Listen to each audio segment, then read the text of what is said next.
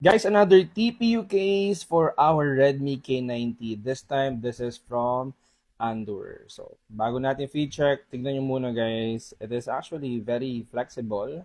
Yan. So, clear dito sa part na to and also sa camera plato natin. But if you can see guys, meron siyang outline na block dito and also dito sa side.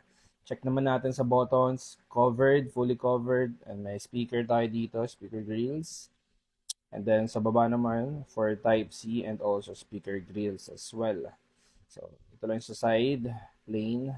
Yeah, it is very simple guys. So, check na natin. This is our Redmi K90 or Poco F8 Pro. Yan. So, para sa mga naka Poco F8 Pro dyan. Yan.